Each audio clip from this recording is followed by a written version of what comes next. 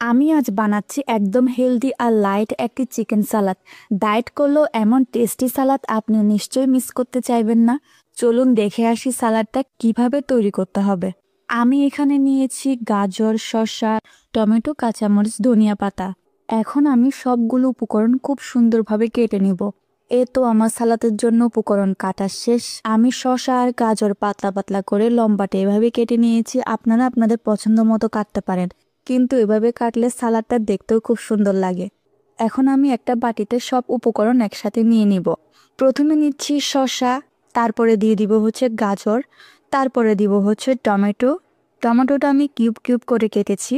তারপরে দিচ্ছি পেঁয়াজ, আর দিচ্ছি 2টার মতো কাঁচামরিচ। তারপরে দিচ্ছি টেস্ট বাড়ানোর জন্য ধনিয়া পাতা। এরপরে দিয়ে দিব চিকেনটা আমি লবণ আর সামান্য হলুদ দিয়ে সিদ্ধ করে নিয়েছি। তারপরে দিব সামান্য লবণ, আর দিচ্ছি হচ্ছে সামান্য গোলমরিচের গুঁড়ি। তারপরে দিচ্ছি সামান্য ধনিয়ার গুঁড়ি। এখন আমি সব উপকরণগুলো একসাথে মিক্স করে নিব। দেখুন, একদম হেলদি, রঙিন আর মজার চিকেন সালাদ তৈরি। এতে আছে প্রোটিন, ফাইবার আর অনেক ভিটামিন, যা আপনার ওজন কমাতে সাহায্য করবে, স্কিন করবে গ্লো আর উজ্জ্বল। এমন আরও মজাদার সালাদের রেসিপির জন্য অবশ্যই আমাকে কমেন্ট করবেন, আর এই সালাদটা ট্রাই করে বলবেন কেমন লাগলো।